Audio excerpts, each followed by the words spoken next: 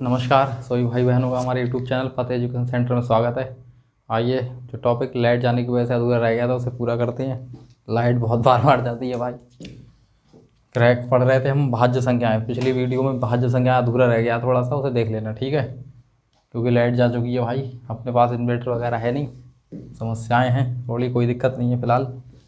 तो टॉपिक पे आते हैं सीधे। भाज्य संख्या पढ़ रहे थे, भाज्य संख्या जिसके गुणनखंडों की संख्या क्या हो, 2 से अधिक हो। 2 से कम हो जाएगी तो भी भाज्य संख्या नहीं है, 2 से अधिक हो जाएगी तो भी भाज्य संख्या नहीं है। केवल दो, अगर जिसमें दो केवल 2 गुणनखंड होंगे वो क्या कहलाएगी, हमारी अभाज्य संख्या। क्योंकि अभाज्य क्या भागों में बांट के हमने जुगाड़ बनाया है इसका। अभाज्य का मतलब है 2 भागों में हमने बांट लिया है, यानी कि आ और भाज्य अलग अलग 2 हो गए तो 2 इसके कितने गुणनखंड होने चाहिए, केवल 2 गुणनखंड होने चाहिए, ठीक है। इस तरह से हमने पहचान बना ली अपनी।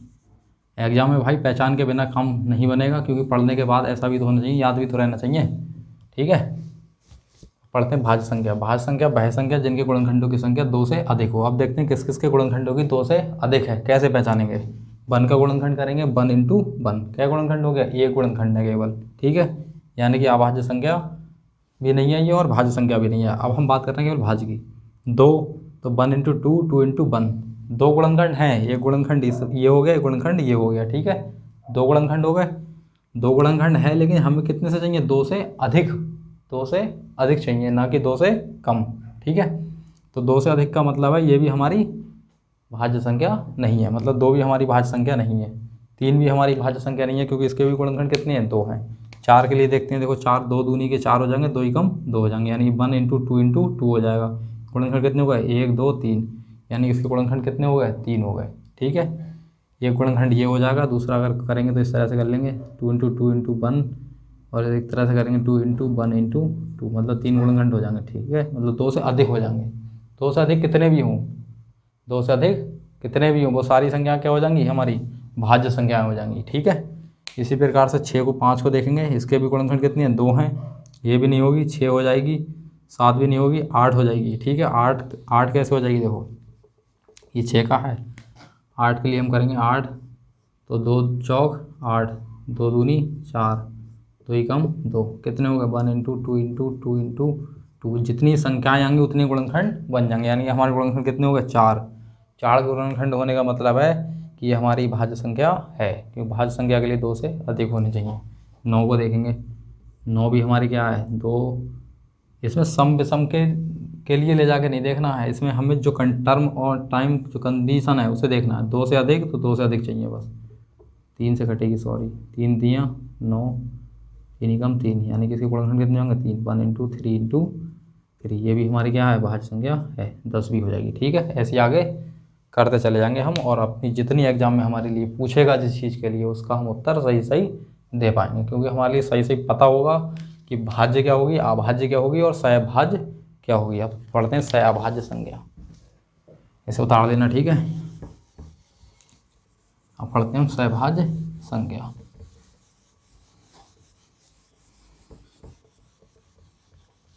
कहाँ भी ऐसे इस तरह से लिखना कि ये तीनों चीज़ें ना पेज पे आ जाएं, मतलब एक पेज पे इधर आ गया तो दूसरे पेज पे ये तीनों टॉपिक मतलब ऐसे हों कि बिल्कुल सामने ही दिखते रहें, सही। हमारा कन्फ्यूजन जो हो जाएगा दूर। पहली बात तो कन्फ्यूजन आज के बाद होगा ही नहीं।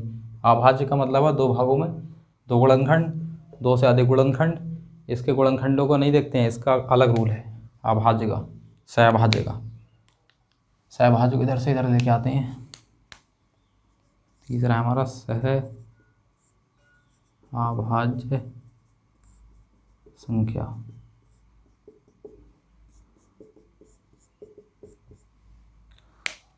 वैसी 2 संख्याएं, कैसी, कितनी संख्या होनी चाहिए, 2। इसमें कैसी संख्या होनी चाहिए, 2 संख्या होनी चाहिए, कैसी, वैसी। वैसी 2 संख्याएं जिनका HCF मतलब हो गया मासापा, ठीक है, महत्तम सावर्तक क्या हो, केवल एक हो, एक केवल एक हो, क्या कहलाती है, सहअभाज्य संख्या कहलाती है, सहअभाज्य संख्या कहलाती है, ठीक है। या परिभाषा से ही देखो क्लियर हो जाएगा, दूसरी परिभाषा से बिल्कुल क्लियर हो जाएगा। वैसी दोनों संख्याएं, वैसी दोनों संख्याएं जिनको केवल और केवल किससे, एक से काटा जाए, काटा जा सके, काटा जा सके, वह संख्या सहअभाज्य संख्या कहलाती है। सहअभाज्य संख्या कहलाती है। केवल और केवल किससे काटा जा सके, केवल एक से, किसी और संख्या से नहीं काटी जा सके। कितनी संख्याएं, दोनों संख्याएं, ये ध्यान रखना। और कितनी संख्याएं, दोनों संख्याएं जिन्हें और केवल केवल किससे काटा जा सके, एक से काटा जा सके। वैसी दोनों संख्याएं, दोनों संख्याएं कैसी होंगी, एक ही ब्रैकेट में दी होंगी दो संख्याएं। मान लीजिए यहाँ पर हमारी 1 और 2, ठीक है। तो ऐसी संख्या होनी चाहिए, ऐसी दोनों संख्याएं होनी चाहिए। इसी तरह से देता है एग्जाम में संख्याओं को जोड़ा बना के कि ये संख्याएं हैं, ये संख्याएं बताइए इसमें से सहअभाज्य संख्या कौन सी है या सहअभाज्य संख्या कौन सी नहीं है, ठीक है। तो वैसी दोनों संख्याएं जिनका केवल और केवल एक से काटा जा सके। मान लीजिए यहाँ पर 4 है और 8 है, तो 4 और 8 किससे भी कट जाएगी, 2 से भी कट जाएगी और ये भी 2 से कट जाएगी। लेकिन हमें कटना किससे चाहिए, केवल और केवल एक से। केवल किससे कटनी चाहिए, एक से कटनी चाहिए। तो एक से कटने का एग्जाम्पल देखेंगे हम। मान लीजिए इसे 1 को काटेंगे, किससे कट जाएगी, 1 से कट जाएगी। 2 भी 1 से कट जाएगी, लेकिन 2 से भी कट रही है, लेकिन 1 2 से नहीं कटेगी, 1 2 से नहीं कटेगी। और कटनी किससे चाहिए, अगर ये भी 2 से कट जाती, ये भी 2 से कट जाती, तब ये हमारी सहअभाज्य संख्या नहीं रहती। ये 2 से कटी है, लेकिन ये 2 से नहीं कटी है। संख्या कौन सी देखनी है, दोनों संख्याएं कौन सी देखनी है हमारे लिए, दोनों संख्याएं देखनी है। एक संख्या से काम नहीं चलेगा, दोनों देखनी पड़ेंगी। दोनों संख्याएं अगर एक के अलावा किसी और संख्या से कट रही है तो वो सहअभाज्य संख्या नहीं है। बस इतनी बात दिमाग में ध्यान रखना कि दोनों संख्याएं देखनी है हमें, और दोनों संख्याओं में ये देखना है कि अगर एक के अलावा किसी और से दोनों कट रही हैं, एक कटना नहीं, दोनों ही कट रही हैं, क्योंकि 2 संख्याएं हैं, दोनों को देखना है। क्योंकि संख्या का ब्रैकेट के अंदर का मतलब है, इससे भी मतलब है हमें और इससे भी मतलब है। अगर इसे 3 से काटेंगे तो ये भी हमारी 3 से कटनी चाहिए। अगर कट गई दोनों, किसी भी ऐसी एक संख्या से कट गई किसी अन्य संख्या से एक के अलावा, तो वो सहअभाज्य संख्या नहीं रहेगी, ठीक है। जैसे 4 और 8 सहअभाज्य संख्या हमारी नहीं है। इसी प्रकार से एग्जाम्पल लेते हैं 3 और 8 का, ठीक है। 3 और 8 का एग्जाम्पल लेंगे। 1 से कट जाएगी, 1 से काटेंगे हम इसे, 1 से काटेंगे तो ये भी कट जाएगी और ये भी कट जाएगी। किसी और संख्या से कट जाएगी, 2 से काटेंगे, ये कट जाएगा लेकिन ये नहीं कटेगा। 2 से अगर काटेंगे तो 2 से, तो ये तो कट जाएगा, ठीक है, लेकिन ये नहीं कटेगा। तो ये सहअभाज्य संख्या हमारी है, सहअभाज्य संख्या हमारी है, क्योंकि सहअभाज्य संख्या का मतलब है दोनों संख्याओं से, ठीक है। सहअभाज्य संख्या कहलाती है सहअभाज्य, ठीक, देख के लिख लेना, सहअभाज्य।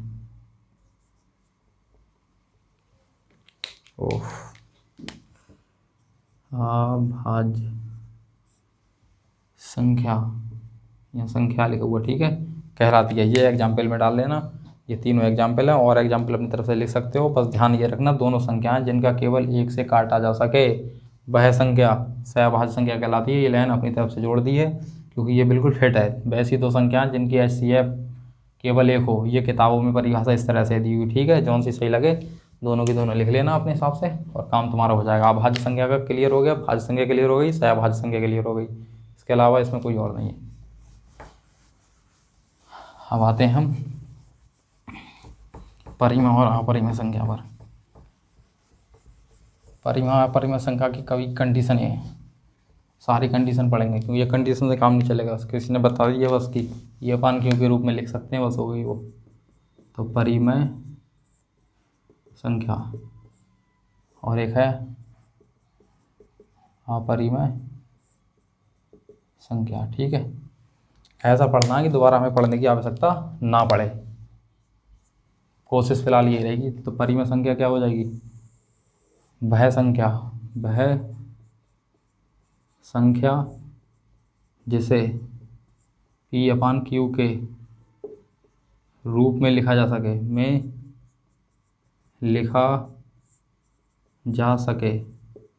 के रूप में लिखा जा सके, और Q नॉट इक्वल टू क्या हो, 0। कभी Q कभी भी 0 नहीं हो। क्यू कभी भी जीरो क्यों नहीं होना चाहिए? क्योंकि किसी भी संख्या के नीचे में अगर जीरो चला जाएगा तो वह क्या हो जाएगी? इनफाइनाइट हो जाती है। मान लीजिए क्यू, मान लीजिए ऊपर 2 है, नीचे जीरो हो जाएगा तो ये क्या हो जाएगी? अपरिभाषित हो जाएगा। ठीक है, मान लीजिए 4 है, यहाँ पर जीरो हो गया तो भी ये क्या हो जाएगी? अपरिभाषित। मतलब कुछ भी है या कुछ भी है, कुछ भी है, कोई भी संख्या ले लो, यहाँ पर जीरो कर दिए तो क्या हो जाएगी? हमारी अपरिभाषित हो जाएगी। ठीक है, क्या हो जाएगी? वो हमारी अनंत हो जाती है। तो ऐसी संख्या हमारी इसमें नहीं होती है। परिमेय संख्या में ऐसा कोई भी संख्या नहीं होगी जिसमें वो अनंत हो, अनंत बार तक नहीं, मतलब पी अपान क्यू के रूप में हो। मतलब क्यू के नीचे कुछ ना होना चाहिए। मतलब जीरो को छोड़ के कुछ भी अगर है, कुछ भी का मतलब है 1 हो, 2, 3, 4, 5, कुछ भी अगर नीचे में, तो वो परिमेय संख्या है, अन्यथा परिमेय संख्या नहीं है। ठीक है, अन्यथा परिमेय संख्या नहीं है। जैसे जा सके Q not equal to zero हो, क्या कहलाएगी? वो परिमेय संख्या कहलाती है। परिमेय संख्या कहलाती है। ठीक है, परिमेय संख्या कहलाती है। जैसे हमारी एक परिमेय संख्या के लिए बहुत सारी एग्जाम्पल ले सकते हैं हम। परिमेय संख्या के लिए सबसे पहले 22/7, क्योंकि 22/7 पाई का मान है, और पाई एक हमारी अपरिमेय संख्या होती है, लेकिन उसका मान क्या होता है? 22/7। क्यों? क्योंकि बटे में क्या है? हमारे कुछ ना कुछ है। बटे में जीरो को छोड़ के कुछ भी है तो वो परिमेय संख्या है।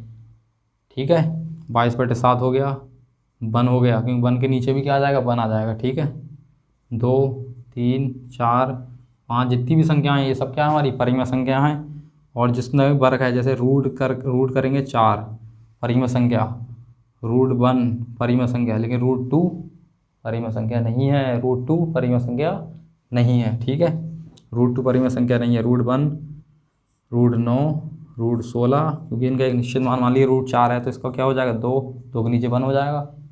ठीक है, तो ये हमारी क्या हो जाएगी? हमारी परिमेय संख्या हो जाएगी। ये हमारी परिमेय संख्या हो जाती है इस प्रकार की। अब अपरिमेय संख्या की देखेंगे। वह संख्या इसे पी अपान क्यू के रूप में लिखा जा सके, इसे पी अपान क्यू के रूप में नहीं लिखा जा सके। इसे पी अपान क्यू के रूप में नहीं लिखा जा सके, नहीं लिखा जा सके। वह क्या कहलाती है? अपरिमेय संख्या। अपरिमेय संख्या कहलाती है। ठीक है, अपरिमेय संख्या कहलाती है। वह क्या कहलाती है? अपरिमेय संख्या कहलाती है। किसके रूप में? पी अपान क्यू के रूप में नहीं लिखा जा सके। एग्जाम्पल हो जाएगा उन संख्याओं का। एग्जाम्पल हो जाएगा हमारा √2, √3, √6, √7 dot dot dot dot dot pi. ठीक है, पाई का बहुत इंपॉर्टेंट चीज़ है ये। पाई पे सवाल पूछता ही पूछता है, किसी न किसी शिफ्ट में आ ही जाता है कभी ना कभी, कि पाई एक अपरिमेय संख्या की, अपरिमेय संख्या की भाज्य की अभाज्य क्या है? तो पाई एक क्या है? अपरिमेय संख्या। इसको बात ध्यान रखना। माइनस में अगर √3 है तो भी, माइनस में रूट अगर 5 है तो भी, माइनस में रूट अगर 7 है, माइनस में √11 है, ये सब क्या है? हमारी अपरिमेय संख्या है। ठीक है, ये हमारी परिमेय संख्या है। इसको काटने पर क्या आता है? एक निश्चित मान आता है। इसे भाग देने पर एक निश्चित मान आता है। एक निश्चित मान आता है, और इसे भाग देने में निश्चित मान नहीं आएगा। और यदि निश्चित मान नहीं आता है तो अंकों की क्या होती है? इसमें अंकों की पुनरावृत्ति होती है। पुनरावृत्ति का मतलब समझ रहे हो? पुनरावृत्ति होती है मतलब अंकों का रिपीटेशन। पुनरावृत्ति का मतलब हो जाएगा हमारा, पुनरावृत्ति का मतलब हो जाएगा अंकों का बार बार रिपीटेशन करना। जैसे मान लीजिए 0.3 आ गया एक बार, तो फिर से 3 आ रहा है, तो फिर से 3 आ रहा है, तो ये क्या हो रहा है? रिपीटेशन हो रहा है। इस तरह से अगर रिपीटेशन हो रहा है तो वो क्या हमारी परिमेय संख्या हो जाएगी। ठीक है, पुनरावृत्ति का मतलब होता है अंकों का बार बार आना, जब तक हम इन अक्षरों शब्दों की हमारे लिए पता नहीं चलेगा कि ये है क्या, तब तक क्लियर नहीं होगा। ठीक है, पुनरावृत्ति का मतलब है अंकों का बार बार रिपीट करना, रिपीटेशन करना। ठीक है, क्या कहलाता है? हमारा पुनरावृत्ति कहलाता है। इसमें जो कंडीशन इसमें लागू होंगी वो इसमें कंडीशन लागू नहीं होती है। इसे भाग देने पर निश्चित मान नहीं आता है। इसे भाग देने पर निश्चित मान नहीं आता है। ठीक है, भाई देख लेना, थोड़ा लिख लेना सही करके। और इसमें अंकों की पुनरावृत्ति नहीं होती है। इसमें अंकों की पुनरावृत्ति नहीं होती है, पुनरावृत्ति नहीं होती है। ठीक है, ठीक, बस ये हो गई हमारी परिमेय संख्या। अपरिमेय संख्या, परिमेय संख्या वो संख्या हो जाएगी वह संख्या जिसमें पी अपान क्यू के रूप में लिखा जा सको, पी अपान क्यू के रूप में लिखा जा सके, और Q not equal to zero, मतलब क्यू कभी भी नीचे बटे में जीरो नहीं होना चाहिए। बस कोई भी संख्या ऐसी हो जिसके बटे में जीरो ना हो, बस बटे में कुछ भी हो, 1 2 3 4 5 कुछ भी हो, लेकिन जीरो को छोड़ के बस जीरो नहीं होना चाहिए। जीरो नहीं है नीचे में, परिमेय संख्या है बस।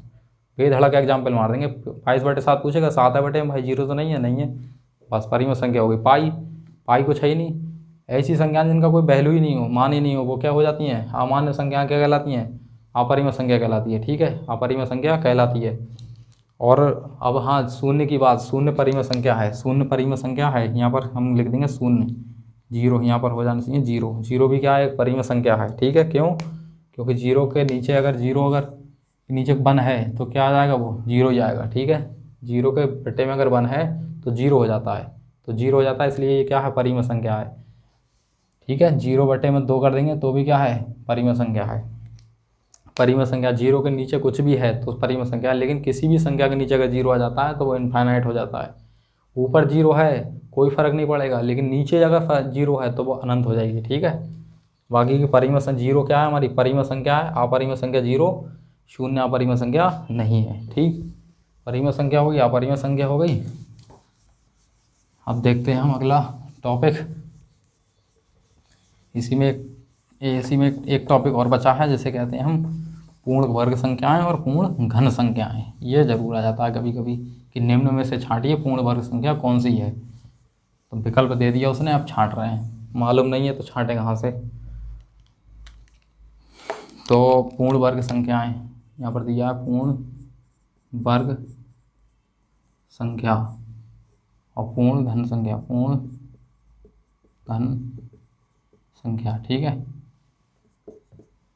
पूर्ण वर्ग संख्या, पूर्ण घन संख्या, पूर्ण घन, हमें जो दिया है वर्ड उसी को ध्यान रखना है, वर्ग और यह है घन। ठीक है, घन का मतलब होता है क्यूब, किसी भी संख्या की क्यूब।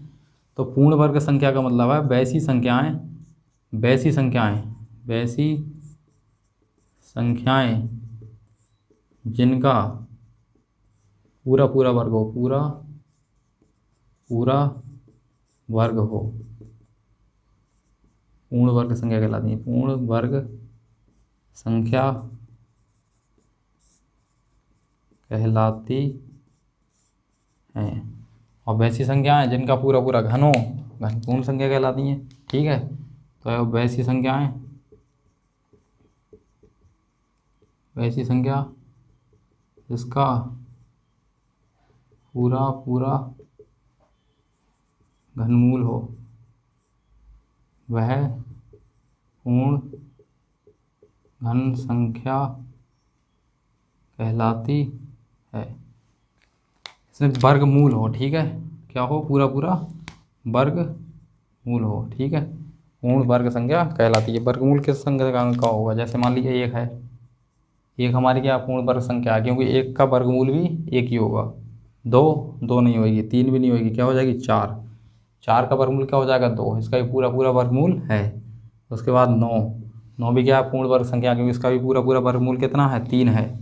उसके बाद 16, 25, 36, 49 डॉट ऐसे ही। ठीक है, जिनका पूरा वर्गमूल है, इसका 49 का क्या आ जाएगा? पूरा वर्गमूल 7 आ जाएगा। 36 का, 35 का जैसे वर्गमूल है, 35 का वर्गमूल निकालेंगे तो पूरा नहीं आएगा वर्गमूल, पॉइंटों में आएगा, कुछ ना कुछ पॉइंटों में आएगा। ठीक है, तो वो संख्या क्या कहलाएगी? हमारी पूर्ण वर्ग संख्या नहीं कहलाएगी 35। 36 पूर्ण वर्ग संख्या इसलिए कहलाएगी क्योंकि इसका पूरा वर्गमूल है। पूर्ण घन संख्या वैसी संख्या जिनके पूरा घनमूल हो। घनमूल होने का मतलब है जैसे 1, तो 1 का ज़्यादा ध्यान रखना, पहली संख्या का बहुत ध्यान रखना, क्योंकि पहली संख्या हमारी छूटना नहीं चाहिए। पता चलिए इन पहली संख्याओं को कन्फ्यूजन ख़त्म करने के लिए ये वीडियो बनाई गई है। ठीक है, पहली संख्याओं का। अब इसमें एग्जाम्पल में लेंगे तो पूर्ण घन संख्या 1 भी आ जाएगी हमारी, क्योंकि 1 की क्यूब, 1 का घनमूल भी 1 होगा, 1 का क्यूब करेंगे तो भी 1 आएगा, 1 का कुछ भी करेंगे 1 ही आएगा। ठीक है, अब उसके बाद 2 नहीं होगी, 3 भी नहीं होगी, 4 भी नहीं होगी। 4 क्या है? हमारी पूर्ण वर्ग संख्या तो है, लेकिन पूर्ण घन संख्या नहीं है। क्या हो जाएगी हमारी? 8 हो जाएगी। ठीक है, 8 का पूर्ण घन संख्या किसका है? ये घन 8 2 का है, 2 का पूरा पूरा घन है, ठीक है। तो इसका घनमूल क्या हो जाएगा? 2 हो जाएगा 8 का। उसी प्रकार से क्या हो जाएगी? 27 हो जाएगी। 27 का घनमूल क्या है? 3 है, ठीक। घनमूल वैसी मूल संख्या जिसका घन ये हो, ठीक है। 27 है। उसके बाद हो जाएगी हमारी 27 के बाद हो जाएगी हमारी 64। 64 है, 4 का घनमूल है, 4 की क्यूब हो जाती है, ठीक है, ठीक। 125 हो जाएगी, डॉट डॉट डॉट ऐसी करके जितनी भी संख्याएं जिनका पूरा पूरा घनमूल हो, वह क्या कहलाती है? पूर्ण घन संख्या कहलाती है, पूर्ण वर्ग संख्या कहलाती है, पूर्ण घन संख्या कहलाती है। बस अब इसके बाद हमारे पास कोई नया टॉपिक नहीं रहा। कहाँ गया? ठीक, पूर्ण वर्ग संख्या हो गई हमारी।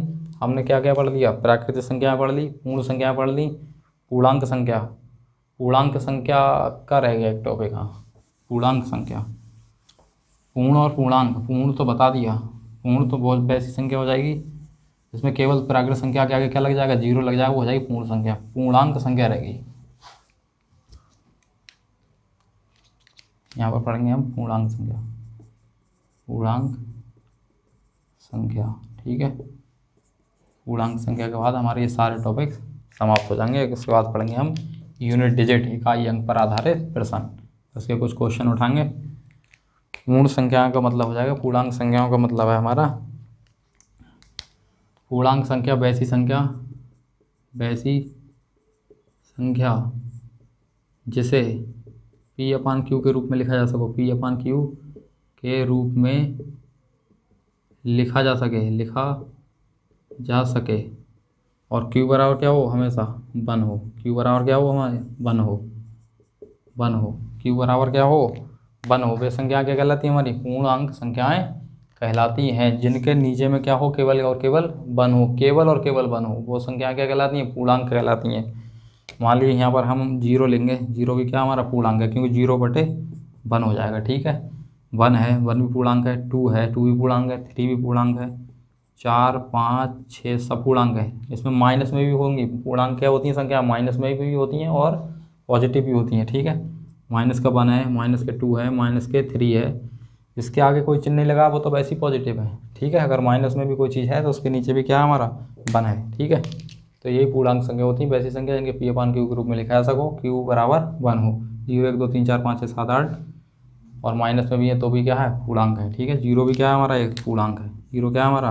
पूर्णांक है। इसमें धन पूर्णांक भी होती हैं, धन पूर्णांक संख्याएँ होती हैं, ऋणात्मक पूर्णांक भी संख्याएँ होती हैं।